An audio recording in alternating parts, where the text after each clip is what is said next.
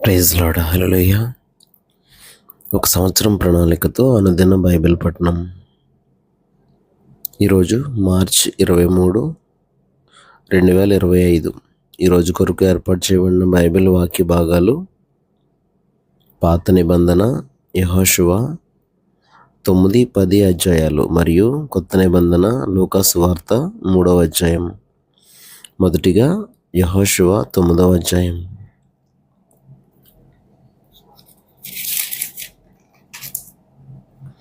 యొర్దాను అవతలనున్న మన్యంలోను లోయలోను లెబానోను నెదుటి మహాసముద్ర తీరమందంతటను ఉన్న హిత్తీయులు, అమోరీయులు, కనానీయులు, పెరిజ్జీయులు, హివ్వీయులు, యెబూసీయులు అని వారి రాజులందరూ జరిగిన దానిని వినినప్పుడు వారు యెహోషువతోనూ ఇశ్రాయేలీయులతోనూ యుద్ధం చేయుటకు కూడి వచ్చిరి. యెహోషువ యెరికోకును హాయికిని చేసిన దానిని గిబియోను నివాసులు వినినప్పుడు వారు కపటోపాయం చేసి రాయబారులమని వేషం వేసుకుని బయలుదేరి తమ గాడిదలకు పాత గోనెలు కట్టి పాతగిలి చినిగి కుట్టబడి అను ద్రాక్షరసపు సిద్ధులు తీసుకొని పాతగిలి మాసికలు వేయబడిన చెప్పులు పాదములకు తొడుగుకుని పాత బట్టలు కట్టుకుని వచ్చిరి. వారు ఆహారంగా తెచ్చుకున్న భక్ష్యములన్నీయు ఎండిన ముక్కలుగా ఉండెను. వారు గిల్గాలు నందలి పాలెంలోనున్న యెహోషువ యొద్దకు వచ్చి, మేము దూరదేశం నుండి వచ్చిన వారము, మాతో ఒక నిబంధన చేయుడని అతనితోనూ ఇశ్రాయేలీయులతోనూ చెప్పగా, ఇశ్రాయేలీయులు, మీరు మా మధ్యన నివసించుచున్నవారేమో, మేము మీతో ఎలాగ నిబంధన చేయగలమని ఆ హెవ్వీయులతో అనిరి. వారు, మేము నీ దాసులమని యెహోషువతో చెప్పినప్పుడు యెహోషువ, మీరెవరు, ఎక్కడ నుండి వచ్చితిరి అని వారిని అడగగా, వారు, నీ దేవుడైన యెహోవా నామమును బట్టి నీ దాసులమైన మేము బహుదూరము నుండి వచ్చితిమి. ఎలయనగా ఆయన కీర్తిని, ఆయన ఐగుప్తులో చేసిన సమస్తమును, యొర్దానుకు అద్దరనున్న హెష్బోను రాజైన సీహోను, అస్తారోతులో ఉన్న బాషాను రాజైన ఓగు అను అమోరీయుల ఇద్దరు రాజులకు ఆయన చేసినదంతయు వింటిమి. అప్పుడు మా పెద్దలను మా దేశ నివాసులందరూ మాతో, మీరు ప్రయాణం కొరకు ఆహారం చేత పట్టుకుని వారిని ఎదుర్కొనబోయి వారితో, మేము మీ దాసులము గనుక మాతో నిబంధన చేయుడి అని చెప్పుడి అనిరి. మీ వద్దకు రావాలని బయలుదేరిన దినమున మేము సిద్ధపరచుకొని మా ఇండ్ల నుండి తెచ్చుకుని మా వేడి భక్ష్యములు ఇవే. ఇప్పటికీ అవి ఎండి ముక్కలాయెను. ఈ ద్రాక్షరసపు సిద్ధలను మేము నింపినప్పుడు అవి కొత్తవే, ఇప్పటికీ అవి చినిగిపోయాను. బహుదూరమైన ప్రయాణము చేసినందున ఈ మా బట్టలను చెప్పులను పాతగిలిపోయినని అతనితో చెప్పిరి. ఇశ్రాయేలీయులు యెహోవా చేత సెలవు పొందకయే వారి ఆహారంలో కొంత పుచ్చుకొనగా, యెహోషువ వచ్చిన వారితో సమాధానపడి వారిని బ్రతుకునిచ్చుటకు వారితో నిబంధన చేసెను. మరియు సమాజ ప్రధానులు వారితో ప్రమాణం చేసిరి. అయితే వారితో నిబంధన చేసి 3 దినములైన తర్వాత వారు తమకు పొరుగువారు, తమ నడుమను నివసించువారే అని తెలుసుకొనిరి. ఇశ్రాయేలీయులు సాగి 3వ నాడు వారి పట్టణములకు వచ్చిరి. వారి పట్టణములు గిబియోను, కెఫీరా, బెయోరోతు, కిర్యత్యారీము అనునవి. సమాజ ప్రధానులు ఇశ్రాయేలీయుల దేవుడైన యెహోవా తోడని వారితో ప్రమాణం చేసి ఉండిరి గనుక ఇశ్రాయేలీయులు వారిని హతం చేయలేదు. కాగా సమాజమంతయు ప్రధానులకు విరోధంగా మొరపెట్టిరి. అందుకు సమాజ ప్రధానులందరూ సర్వ సమాజముతో ఇట్లనిరి, మనం ఇశ్రాయేలీయుల దేవుడైన యెహోవా తోడని వారితో ప్రమాణం చేసితిమి గనుక మనము వారికి హాని చేయకూడదు. మనం వారితో చేసిన ప్రమాణం వలన మన మీదికి కోపం రాకపోవునట్లు ఆ ప్రమాణమును బట్టి వారిని బ్రతుకునియ్యవలనని చెప్పి వారిని బ్రతుకునియ్యుడని సెలవిచ్చిరి. గనుక ప్రధానులు తమతో చెప్పినట్లు వారు సర్వ సమాజమునకును కట్టెలు నరుకువారుగాను నీళ్లు చేదువారుగాను ఏర్పడిరి. మరియు యెహోషువ వారిని పిలిపించి ఇట్లనెను, మీరు మా మధ్యను నివసించు వారయుండియు మేము మీకు బహుదూరముగానున్న వారమని చెప్పి మమ్ము నేల మోసపుచ్చితిరి. ఆ హేతువు చేతను మీరు శాపగ్రస్తులగుదురు. దాస్యము మీకెన్నడను మానదు. నా దేవుని ఆలయమునకు మీరు కట్టెలు నరుకువారును నీళ్లు చేదువారునై ఉండక మానరు. అందుకు వారు యెహోషువను చూచి, నీ దేవుడైన యెహోవా ఈ సమస్త దేశమును మీకిచ్చి మీ ఎదుట నిలవకుండా ఈ దేశ నివాసులందరినీ నశింపజేయునట్లు తన సేవకుడైన మోషేకు ఆజ్ఞాపించనని నీ దాసులకు రూఢిగా తెలుపబడెను. గనుక మేము మా ప్రాణముల విషయంలో నీ వలన మిక్కిలి భయపడి ఇలాగు చేసితిమి. కాబట్టి మేము నీ వశమున ఉన్నాము. మాకేమి చేయుట నీ దృష్టికి న్యాయమో, ఏది మంచిదో అదే చేయుమని యెహోషువకు ఉత్తరమిచ్చిరి. కాగా అతడు అలాగు చేసి ఇశ్రాయేలీయులు గిబియోనీయులను చంపకుండా వారి చేతుల్లో నుండి విడిపించెను. అయితే సమాజము కొరకును యెహోవా ఏర్పరచుకుని చోటును నుండి బలిపీఠము కొరకును కట్టెలు నరుకువారుగాను నీళ్లు చేదువారుగాను యెహోషువ ఆ దినమందే వారిని నియమించెను. నేటి వరకు వారు ఆ పని చేయువారై ఉన్నారు. యెహోషువ 10వ అధ్యాయము. యెహోషువ హాయిని పట్టుకున్న సంగతియు, అతడు యెరికోను దాని రాజును నిర్మూలం చేసినట్టు హాయిని దాని రాజును నిర్మూలం చేసిన సంగతియు, గిబియోను నివాసులు ఇశ్రాయేలీయులతో సంధి చేసుకుని వారితో కలుసుకున్న సంగతియు యెరూషలేము రాజు అయిన అదోనీ సెదకు వినినప్పుడు అతడును అతని జనులను మిగుల భయపడిరి. ఎలయనగా గిబియోను గొప్ప పట్టణమై రాజధానులలో ఎంచబడినది. అది హాయి కంటే గొప్పది. అక్కడి జనులందరూ శూరులు. అంతట యెరూషలేము రాజు అయిన అదోనీ సెదెకు గిబియోనీయులు యెహోషువతోనూ ఇశ్రాయేలీయులతోనూ సంధి చేసి ఉన్నారు. మీరు నా యొద్దకు వచ్చి నాకు సహాయం చేసిన యెడల మనము వారి పట్టణమును నాశనం చేయుదుమని హెబ్రోను రాజు అయిన హోహామునొద్దకును, యర్మూతు రాజైన పిరామునొద్దకును, లాకీషు రాజైన యాఫియా యొద్దకును, ఎగ్లోను రాజైన దెబీరునొద్దకును వర్తమానం పంపెను. కాబట్టి అమోరీయుల 5 రాజులను అనగా యెరూషలేము రాజును, హెబ్రోను రాజును, యర్మూతు రాజును, లాకీషు రాజును, ఎగ్లోను రాజును కూడుకొని తామును తమ సేనలన్నీ బయలుదేరి గిబియోను ముందర దిగి గిబియోనీయులతో యుద్ధం చేసిరి. గిబియోనీయులు మన్యములలో నివసించు అమోరీయుల రాజులందరూ కూడి మా మీదకి దండెత్తి వచ్చి ఉన్నారు గనుక నీ దాసులను చెయ్యి విడువక త్వరగా మా యొద్దకు వచ్చి మాకు సహాయం చేసి మమ్మల్ని రక్షించుమని గిల్గాలులో దిగి ఉన్న పాలెంలో యెహోషువకు వర్తమానం పంపగా, యెహోషువయును అతని యొద్దనున్న యోధులందరూ పరాక్రమము గల శూరులందరూ గిల్గాలు నుండి బయలుదేరిరి. అప్పుడు యెహోవా వారికి భయపడకము, నీ చేతికి వారిని అప్పగించి ఉన్నాను, వారిలో ఎవడునూ నీ ఎదుట నిలువడని యెహోషువతో సెలవీయగా, యెహోషువ గిల్గాలు నుండి ఆ రాత్రి అంతయు నడిచి వారి మీద హఠాత్తుగా పడెను. అప్పుడు యెహోవా ఇశ్రాయేలీయుల ఎదుట వారిని కలవరపరచగా, యెహోషువ గిబియోను ఎదుట మహాఘోరముగా వారిని హతం చేసెను. బేత్ హోరోనుకు పైకి పోవు మార్గమున అజేకా వరకును మక్కేదా వరకును యోధులు వారిని తరిమి హతం చేయుచు వచ్చిరి. మరియు వారు ఇశ్రాయేలీయుల ఎదుట నుండి బేత్ హోరోనుకు దిగిపోవు త్రోవను పారిపోవచుండగా వారు అజేకాకు వచ్చే వరకు యెహోవా ఆకాశం నుండి గొప్ప వడగండ్లను వారి మీద పడవేశను గనుక వారు దాని చేత చనిపోయిరి. ఇశ్రాయేలీయులు కత్తివాత చంపిన వారి కంటే ఆ వడగండ్ల చేత చచ్చిన వారు ఎక్కువ మంది అయిరి. యెహోవా ఇశ్రాయేలీయుల ఎదుట అమోరీయులను అప్పగించిన దినమున ఇశ్రాయేలీయులు వినిచుండగా యెహోషువ యెహోవాకు ప్రార్థన చేసెను. సూర్యుడా, నీవు గిబియోనులో నిలువుము. చంద్రుడా, నీవు అయ్యాలోను లోయలో నిలువుము. జనులు తమ శత్రువుల మీద పగ తీర్చుకుని వరకు సూర్యుడు నిలిచెను, చంద్రుడు ఆగెను అనుమాట యాషారు గ్రంథంలో రాయబడి ఉన్నది కదా. సూర్యుడు ఆకాశ మధ్యమున నిలిచి ఇంచుమించు ఒక నాడల్లో అస్తమింప త్వరపడలేదు. యెహోవా ఒక నరుని మనవి వినిన ఆ దినము వంటి దినము దానికి ముందే గాని దానికి తరువాతనే గాని ఉండలేదు. నాడు యెహోవా ఇశ్రాయేలీయుల పక్షంగా యుద్ధం చేసెను.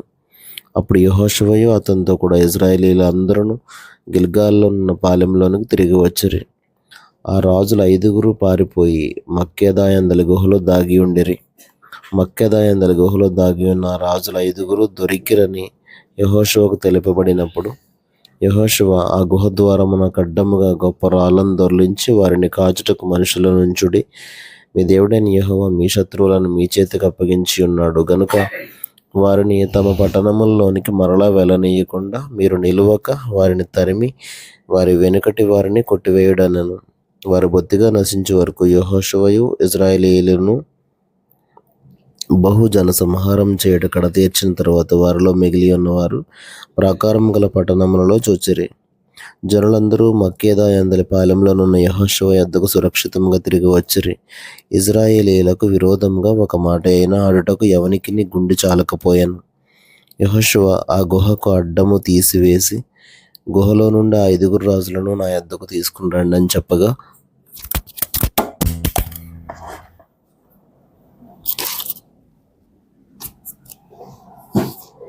వారు అలాగు చేసి యెరూషలేము రాజును, హెబ్రోను రాజును, యర్మూతు రాజును, లాకీషు రాజును, ఎగ్లోను రాజును, ఆ రాజులను 5 ఆ గుహల నుండి అతని యొద్దకు తీసుకుని వచ్చిరి.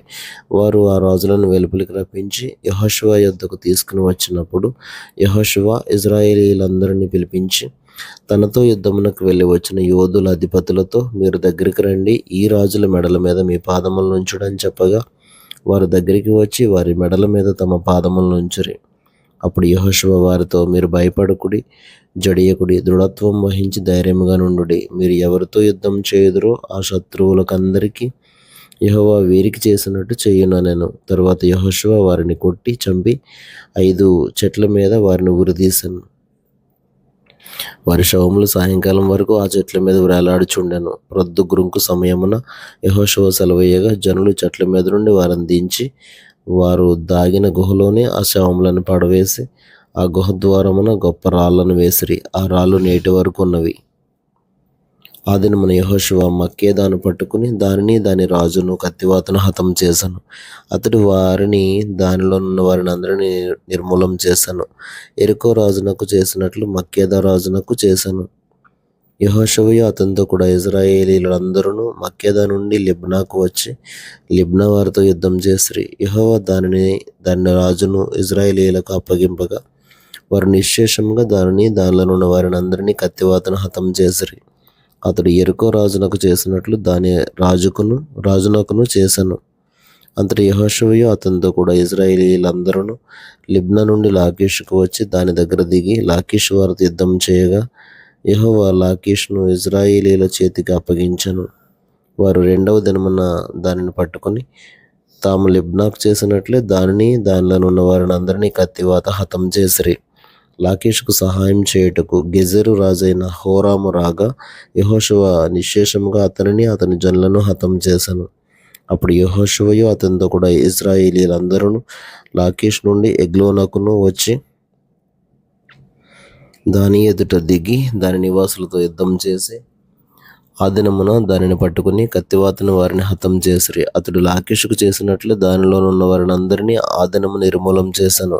అప్పుడు యెహోషువయు అతనితో కూడా ఇశ్రాయేలీయులందరూ ఎగ్లోను నుండి హెబ్రోను మీదకి పోయి దాని జనులతో యుద్ధం చేసి దానిని పట్టుకుని దానిని దాని రాజును దాని సమస్త పురములను దానిలోనున్న వారిని అందరినీ కత్తివాతను హతం చేసిరి. అతడు ఎగ్లోనుకు చేసినట్లే దానిని దానిలోనున్న వారిని అందరినీ నిర్మూలం చేశాను. అప్పుడు యెహోషువయు అతనితో కూడా ఇశ్రాయేలీయులందరూ దెబీరు వైపు తిరిగి దాని జనులతో యుద్ధం చేసి దానిని దాని రాజును దాని సమస్త పురములను పట్టుకుని కత్తివాతను హతం చేసి దానిలోనున్న వారిని అందరినీ నిర్మూలం చేసిరి. అతడు హెబ్రోనుకు చేసినట్లు లిబ్నాకును దాని రాజునకును చేసినట్లు అతడు దెబీరుకును దాని రాజునకును చేసెను. అప్పుడు యెహోషువ మన్య ప్రదేశమును, దక్షిణ ప్రదేశమును, షెఫేలా ప్రదేశమును, చరియల ప్రదేశమును, వాటి రాజులందరినీ జయించెను. ఇశ్రాయేలీయుల దేవుడైన యెహోవా ఆజ్ఞాపించినట్లు అతడు శేషమేమీ లేకుండా ఊపిరిగల సమస్తమును నిర్మూలం చేశాను. కాదేషు బర్నేయ మొదలుకొని గాజా వరకు, గిబియోను వరకు, గోషెను దేశం అంతటిని యెహోషువ జయించెను. ఇశ్రాయేలు దేవుడైన యెహోవా ఇశ్రాయేలీయుల పక్షముగా యుద్ధం చేయుచుండెను గనుక ఆ సమస్త రాజులందరినీ వారి దేశములను యెహోషువ ఒక్క దెబ్బతోనే పట్టుకొనెను. తర్వాత యెహోషువయు అతనితో కూడా ఇశ్రాయేలీయులందరూ గిల్గాలులోని పాలెమునకు తిరిగి వచ్చిరి.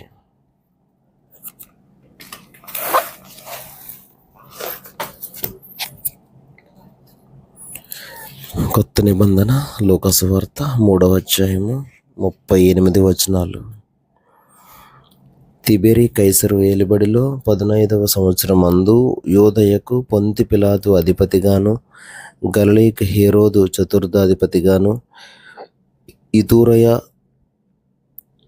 ఇతూరయత్రకోనీతి దేశములకు అతని తమ్ముడైన ఫిలిప్పు చతుర్థాధిపతిగాను, అబిలేనే దేశమునకు లొసానియా అధిపతిగాను, అన్నయు కయపయు ప్రధాన యాజకులుగాను ఉన్న కాలమున అరణ్యములోనున్న జకరియా కుమారుడైన యోహాను నొద్దకు దేవుని వాక్యం వచ్చెను.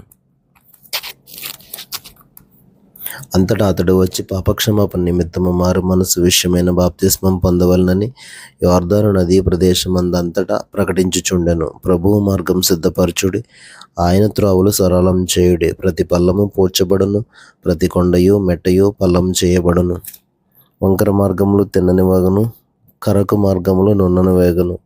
సకల శరీరులు దేవుని రక్షణ చూతురు అని అరణ్యంలో కేకలు వేయుచున్న యుగని శబ్దము అని ప్రవక్త అయిన యెషయా వాక్యముల గ్రంథమందు రాయబడినట్టు ఇది జరిగెను. అతడు తన చేత బాప్తిస్మం పొందవచ్చిన జన సమూహములను చూచి, సర్పసంతానమా, రాబో ఉగ్రతను తప్పించుకున్నటకు మీకు బుద్ధి చెప్పిన వాడెవడు?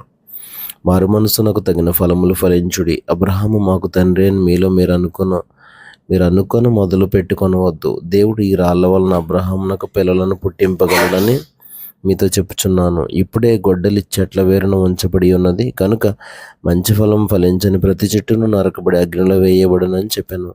అందుకు జనులు, అలాగైతే మేమేం చేయవలనని అతన్ని అడగగా, అతడు 2 అంగీలు గలవాడు ఏమీ లేని వానికి ఇయ్యవలననియు, ఆహారం గలవాడును అలాగే చేయవలననియు వారితో చెప్పాను. సుంకర్లును బాప్తిస్మం పొందవచ్చు. బోధకుడా, మేమేం చేయవలనని అతన్ని అడగగా, అతడు మీకు నిర్ణయింపబడిన దానికంటే ఎక్కువ తీసుకొనవద్దని వారితో చెప్పాను. సైనికులను మేమేం చేయవలనని అతన్ని అడిగిరి. అందుకు అతడు, ఎవరిని బాధ పెట్టకయు, ఎవని మీదను అపనింద వేయకయు మీ జీతములతో తృప్తి పొంది ఉండుడని వారితో చెప్పాను. ప్రజలు కనిపెట్టుచు ఇతడు క్రీస్తయి ఉండునేమో అని అందరూ యోహానును గూర్చి తమ హృదయములలో ఆలోచించుకొనుచుండగా, యోహాను, నేను నీళ్లలో మీకు బాప్తిస్మం ఇచ్చుచున్నాను, అయితే నాకంటే శక్తిమంతుడు ఒకడు వచ్చుచున్నాడు. ఆయన చెప్పుల వారును విప్పుటకు నేను పాత్రుడను కాను. ఆయన పరిశుద్ధాత్మలోను అగ్నితోనూ మీకు బాప్తిస్మం ఇచ్చును. ఆయన చేతిలో ఉన్నది. ఆయన తన కళ్ళమును బాగుగా శుభ్రం చేసి తన కొట్టులో గోధుమలు పోసి ఆరిన అగ్నితో పొట్టు కాల్చివేయనని అందరితో చెప్పాను. ఇదియుగాక అతడు ఇంకనూ చాలా సంగతులు చెప్పి ప్రజలను హెచ్చరించుచు వారికి సువార్త ప్రకటించుచుండెను. అయితే చతుర్థాధిపతి అయిన హేరోదు చేసిన సకల దుష్కార్యముల నిమిత్తమును, అతని సోదరుని భార్య అయిన హేరోదియా నిమిత్తమును యోహాను అతడిని గద్దించినందుకు, అది వరకు తాను చేసినవనియూ చాలవన్నట్టు అతడు యోహానును చెరసాలలో వేయించెను. ప్రజలందరూ బాప్తిస్మం పొందినప్పుడు యేసు కూడా బాప్తిస్మం పొంది ప్రార్థన చేయుచుండగా ఆకాశం తెరవబడి పరిశుద్ధాత్మ శరీరాకారంతో పావురం వలె ఆయన మీదకి దిగి వచ్చెను. అప్పుడు, నీవు నా ప్రియ కుమారుడవు, నీ యందు నేను ఆనందించుచున్నానని ఒక శబ్దం ఆకాశము నుండి వచ్చెను. యేసు బోధింప మొదలు పెట్టినప్పుడు ఆయన దాదాపు 30 ఏండ్ల ఈడుగలవాడు.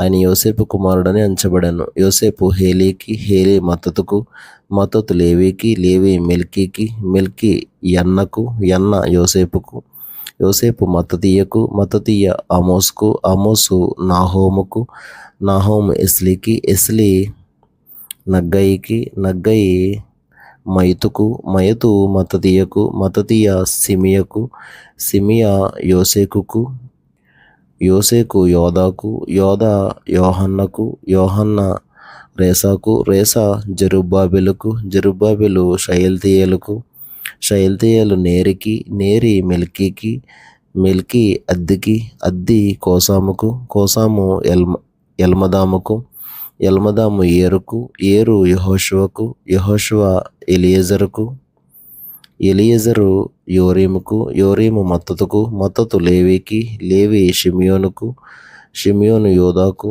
యూదా యోసేపుకు, యోసేపు యోనాముకు, యోనాము ఎలియాకీముకు, ఎలియాకీము